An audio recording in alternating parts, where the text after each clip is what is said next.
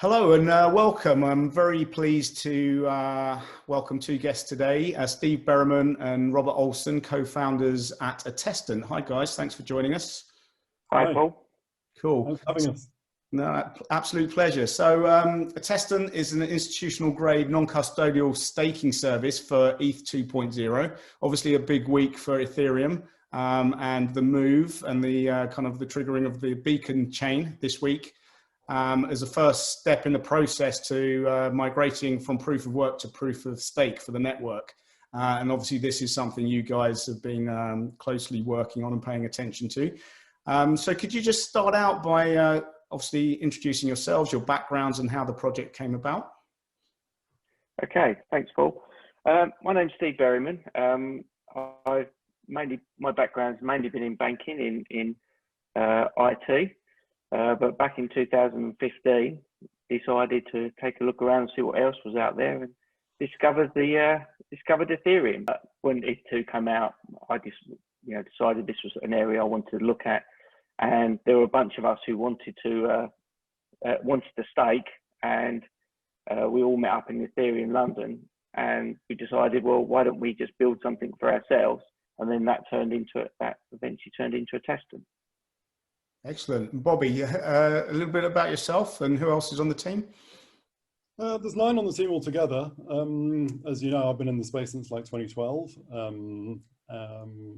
Yeah, just fascinated when I first got my first Bitcoin. It was that was thanks to Max Kaiser, and went down the rabbit hole and still digging. But yeah, so there's 9 of us now. There's we've got an amazing CTO, Jim McDonald. We've got an amazing CEO, Judith Das. Got people in compliance, regulation, got Ben Whitby, ex-HSBC, obviously Steve. The team, we call it the dream team. Got to give another shout out to Gary Rowe, who was the guy behind Multibit. Absolutely. So that was the first Bitcoin desktop wallet. One of the first developers that I met in the space with way back. So excellent guys. So it sounds like a rock solid team to be moving forward with. So before we actually come back to take a closer look at Attestant itself and what it is you guys are doing, obviously a lot of people and a lot of viewers would have heard about the events of this week, seen some headlines, but might not actually be familiar with the processes and what actually happened and what it means. So could you just maybe give a brief overview of what happened this week in terms of the launch of the beacon chain, what happened in the lead up to it, and what the immediate implications are going forward? Sure. So this week, this is the week that really everything had to come together. So a couple of weeks ago, the deposit contract was deployed on Ethereum 1. And what this contract is the start of the Genesis block for Ethereum 2. And there've been a lot of trials on this over the last 9 months. And basically, all the teams have got to a point where they thought they were ready, and suddenly this deposit contract appeared and people like Vitalik started to deposit into it. It was deployed in a decentralized way, as a lot of these things are. It was the initial funding for it come through Tornado Cash. And this deposit contract is basically a dead-end contract, which is quite worrying. The money goes in there and it doesn't come back out again. So, but this is how Ethereum 2 is going to start. So what was going into here was being recorded on this new chain, which when it starts up would take this contract as the starting point for Ethereum 2. So that started, I think it was about mid-November, and by the 24th of November, it hit the limit of which it hit the amount that it had to reach in order for the Genesis contract to start, and that was about 500,000 Ether. Once that was hit, then there was 7 days before the beacon chain would actually start. So then the various teams, there's various different client teams working on building the different clients for the Ethereum 2 were just finalizing their release. And on the 1st of December, so 2 days ago, 1 day ago, sorry, the thing just kicked off, and it was quite annoying because we had people put a lot of money in, and everybody wanted to see a very clean and smooth start. In fact, we wanted it to be very, very boring. We wanted the thing just to, you know, just to start and just nothing happen, and just start producing the first blocks. And that's what did happen. It was about, I think it was probably about 90% participation when it started, and that was good enough to get the finalisation of the first epoch. And that was history was made for Ethereum too. So at this stage, as my understanding goes, we have the beacon chain live. It doesn't actually do very much. And the idea is that over time, with additional phases over the next 2, maybe 3 years, additional components which will ultimately bring this whole thing together will be gradually added in and introduced. So at the moment we have a chain with the staking mechanism operating, and I guess similar to blocks on the existing Ethereum blockchain or the Bitcoin blockchain, we have an idea of something that's called slots, and that is all that's running at the moment. It's basically proving that concept and proving that works. Now, correct, yeah. The whole reason for this, in the first place, is to address scaling issues, which is obviously, you know, relevant to Ethereum, relevant to Bitcoin, relevant to most blockchain networks. So the next phase is going to be introducing sharding. So Robert, would you mind just kind of talking about that a little bit and explain what that is and how that kind of helps to solve the scaling issues that Ethereum's been suffering from up until now? So there's going to be 64 shards when we implement the sharding, and that's just going to massively improve the scalability and the throughput of the network. So in essence, these shards are basically different zones that operate independently, but then ultimately these shards or these zones are going to basically write to the main beacon chain as it stands now. Yeah, I mean, think of them as like side chains or mini chains. Yeah. So and then the beacon chain is like the backbone. And so there's a proposal, there's going to be 64 of these shards, which means in essence, you're getting, or the network is achieving a 64 times increase in throughput because each of these shards operates independently and then writes their transactions to the beacon chain. The beacon chain doesn't actually manage or bundle transactions itself. Yeah, I mean, that is correct. I mean, I like to think of them as 64. I mean, there will be a lot more shards, but the first rollout or the next rollout of this will be the shards. And so the shards really are, I think of them as like 64 different chains. And clearly there's got to be some synchronization, but the idea is that most of them will run as independently as they can until they synchronize with the beacon chain. And that's where you'll get the extra throughput. And it is the shards where the transactions will be done. The beacon chain itself will just manage the shards, but it's the shards where we'll actually see the transactions. So even though that there's a bit of a roadmap and it is still changing, a lot of the software has been in development for a while. And what we expect to see is we expect to see the shards come in first, and then a small time after that, we'll start switching on the transactions so people can start, for the first time, start moving their Ethereum 2 around. But again, as part of that process, initially the shards will have very limited, if any, smart contracting functionality. Yeah, they'll be very limited. I mean, there may be small things coming in before, but some small things coming in as we go along. But there'll be a bigger, what they're calling phase 2, where there'll be the full virtual machine that goes in. Right, and so we've basically got these 2 or 3 steps, little steps in between, which over the next time frame, whether it's 2 years, 3 years, will ultimately see us grow from just having this kind of relatively simple beacon chain running at the moment to the addition of an introduction of the shards, and then the final basically integration and migration of the existing network into the new network. Yeah. Now, if we edge back towards what you guys are doing, so we've, as you said, well over 500,000 ETH were finally deposited into the deposit contract.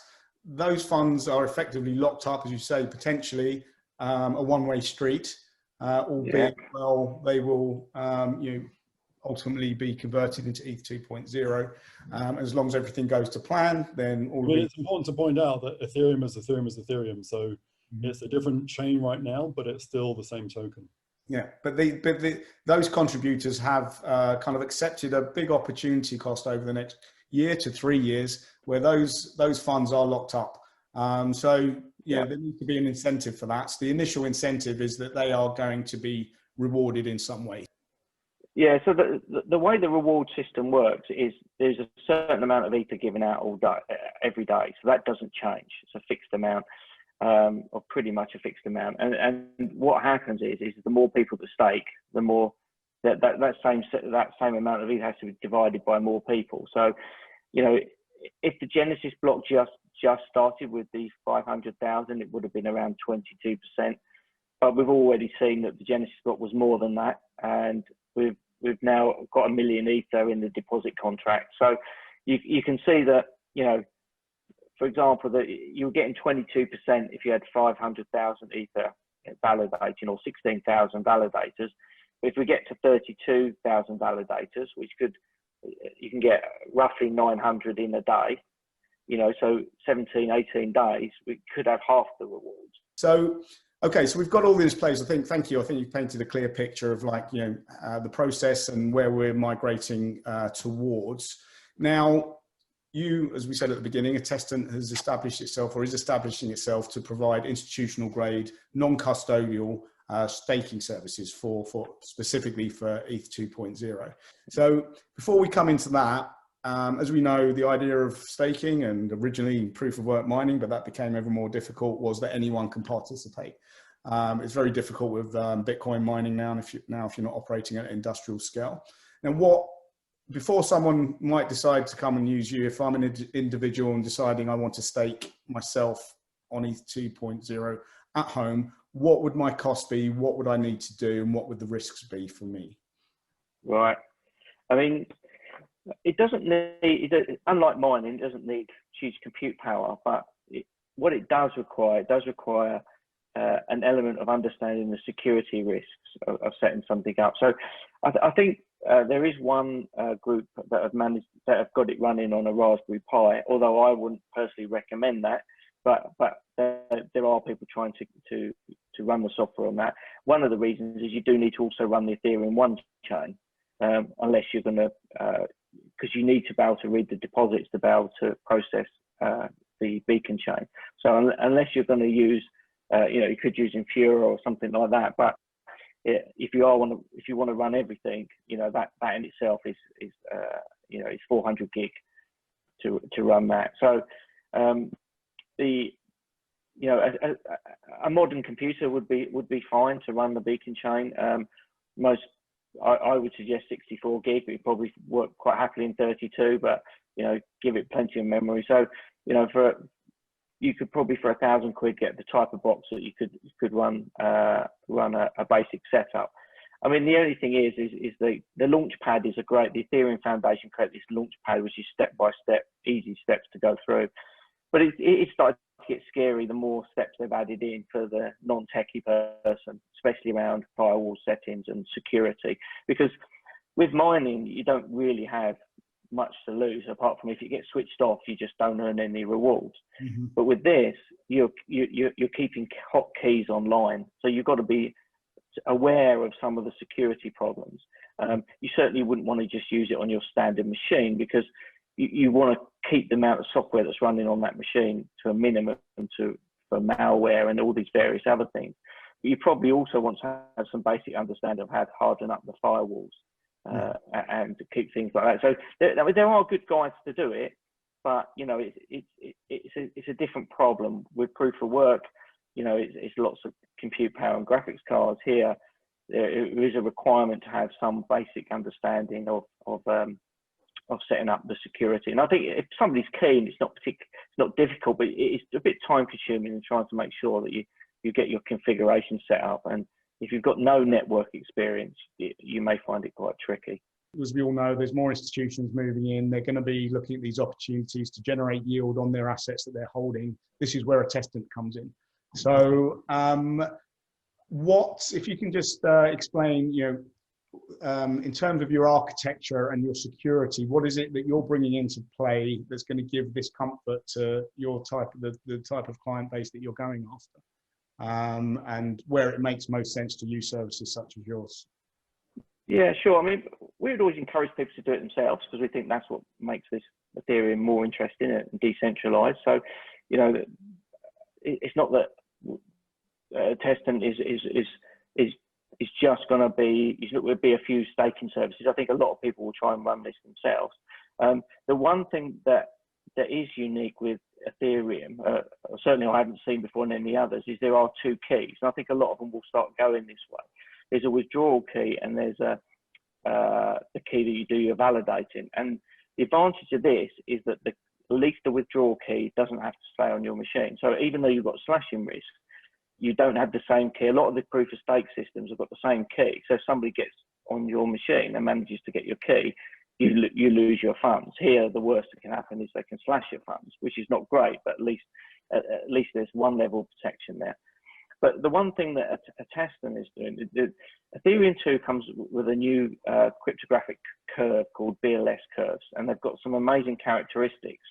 And one of the characteristics which work very well with proof of stake systems is that they can aggregate signatures together. So you can take 32 signatures and add them all together, and then it's not much bigger than the original signature, and you can still prove the 32 signed it. So this great characteristic reduces the size of the chain for these proof of stake systems. And Ethereum's probably, I think it's the first one using these new BLS curves. But the thing we're doing is we're taking that to use it for our key signing. So whereas normally there'll be one key to sign for a block, what we've got is we split the keys up, and they're actually created in a distributed manner. So we call the system Dirk, and it's something that we've got blogs, and we've made the source code open source. So what we do is we create a key from, you know, you pick a number, but you say you've got five keys. You create these keys on 5 different machines, and then we say there's a threshold that 3 of them have to sign. And it's not just that they're signing for that block, is they're all signed independently, then they're combined together, and then that's what goes out into the beacon chain. So it becomes very, very secure, because unless you can get access to all the signers, you've got no information, because the aggregation of the signatures gives you nothing. Even if you've got the signatures before they're aggregated, doesn't give you anything, because these are just signatures. And it's just amazing that these signatures can then cryptographically be added together to create the value on the beacon chain. Mm-hmm. And so this approach gives a different level of security, because the signers can be distributed around the world. They can be absolutely locked down, and even if somebody had managed to get hold of one signer, it doesn't give them any information. So we've built this system called Dirk, and we've built a validator called Vouch, and these two components work together to not only secure the set of keys, because they have to go through our protocol, but the Dirk also secures slashing. So there's a slashing database on each of the signers, and they know what they've signed. Mm-hmm. So if we get past something twice, it just won't sign it. So, you know, we've spent a lot of work and a lot of effort on this technology, and we have put it out into open source, because we want the community to look at it, help audit it, make sure, you know, we've been testing with it for, I think, 9-10 months now, but, you know, it's our contribution to the community as well. But we think that a lot of people will take this distributed key approach as they start to understand what these BLS curves are capable of. Sure. So I guess Steve was just explaining there, you know, the infrastructure that we have in place and the code that we've written over the last year, because it was July last year we started talking about this. This is where the people that are coming to us, they're banks, institutions, financial institutions, high net worth individuals, family offices, you know, they have tens of millions of Ether they need staking on behalf of their customers. And the golden rule is don't lose the collateral, you know. So we optimize for not losing your funds as opposed to maximizing your return. So, like we were saying before about the running it from home. So someone doing it from home in their cupboard with a Raspberry Pi versus 9 people dedicated to, forming this company that's is chalk and cheese. Sure. And it's always back to the case of getting the balance between security and efficiency. And we've seen that no different, I guess, from the custody space, where it was all very kind of vertical security model, which just had, and full cold storage models, which just had, extreme limitations, I guess. And as we've started to see the rollout of multi-party computation, and you've got more of a horizontal security model, then that's the same sort of thing that's being applied here. Yeah. Excellent, very interesting. So we're talking about institutions. I guess the other subject that normally comes up with institutions and goes hand in hand is around regulation, but also with these new models where, as you said, you're non-custodial. So in an old regulatory regime, you might have been considered a custodian if you're providing similar services, but obviously that clearly doesn't apply. Where are we at with this? Does this even hit the regulator's radar yet? What I can tell you is we've been in discussion with the FCA and we're outside the regulatory perimeter. Right. So we are effectively software as a service. Okay, so that's all it is, because you don't have any direct control over users. We don't custody the keys, so they don't send the funds to Attestant. They send it direct to the deposit contract. So at no stage do we receive funds, handle funds, exchange funds. Yeah. With regard to our fees, we can't even take our fees from the customer's funds or the customer's rewards because we can't access them. So, yeah. Okay. Exactly. But this is a space we are going to be watching, though, because we do think regulations are coming, and we think they probably will cover staking services at some point. So I guess this doesn't necessarily apply to the type of clients that you have, but as I understand, the minimum staking deposit is 32 ETH at present. Potentially, as the price of ETH increases, that's going to become quite out of reach for some people to participate. Is there are there plans for mechanisms for users to pool resources to be able to? There's a great one called there's one called Rocket Pool, and that does pool people's resources. So you can have singles, multiples. You might not have the full 32, but there are ways to stake. Yeah, so that's with regard to it. That 32 may be changing. Wouldn't have thought so, but you can't say. But yeah, the one thing I do see though, and this is something we Attestant wants to get involved in, is once we can build smart contracts on Ethereum too, it opens up a lot more possibilities. So the 32 ETH might stay there, but you can imagine you can tokenize it in some way where you could build a smart contract which has access to which is a staking pool which Attestant run, and then people can swap in and out into that, like a fixed exchange rate based off what they get a percentage. So they own 1% of the pool. If the pool increases because of the rewards, then when they pull it out, they get the rewards. So I can see there've been a lot of services but that's clearly not going to work until the functionality for smart contracts is available in 2. So I don't think it will change the size of the 32, but there will be a lot of innovation in that space once smart contracts are deployed, the infrastructure is deployed on Ethereum too. Sure, and I guess with these ideas of yield and interest, then we start getting into sort of traditional money market stuff and having yield curves and yeah, I mean that is really exciting. That's sort of Attestant 2.0, and that's where Shrews Das really will make your hair curl with some of the ideas we have. Yeah, I mean this is going to be the new credit risk-free institutional rate. Yeah, we see this as being the staking being the risk-free credit rate of the Ethereum ecosystem. So once we get going, it'll be like the treasury bonds. It's the non-exciting stuff, the stuff you get a return, but you don't really want to do. Because I find people questions saying, well, what's the difference between doing DeFi and staking? But to me, it's the same question: do you want equities or treasuries? I mean, there's a reason. It's your age or where you are in life. There's not a right or wrong answer, and it's the same with this. I think staking will be in the future will be probably the lowest return, the safest investment. Yeah. And everything else builds on top of it. And there will be like an Ethereum yield curve, as you said. Yeah, absolutely. I mean, we're going to see that. It's going to be interesting. I mean, I was looking the other day and some of the forecast kind of staking rates, which given a certain amount, maybe will be around 5%. And that's kind of pretty similar to the current kind of DeFi lending rate for ETH. So there's going to be competition there. There's going to be liquidity issues potentially with people getting overconfident on staking, having lots of ETH kind of locked up on DeFi platforms. And then that's going to open up questions about actual liquidity of ETH as a asset in the markets. But these are things that we'll discover at a future. Yeah, exactly.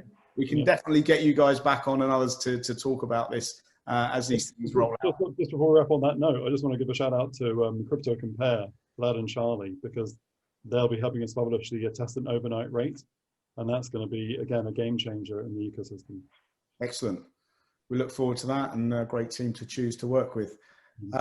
Guys, it's been an absolute pleasure. We could definitely talk more, but it's best that we save some for next time, and especially as these different phases roll out, it's going to be really interesting to see what happens and to get you back and hear your thoughts. And wishing you both, the best of luck and every success for the future rollout of Attestant 2. Thanks for joining us. Thank you very much. Appreciate that. Thanks, Paul. Yeah, appreciate it. Thanks. Thank you.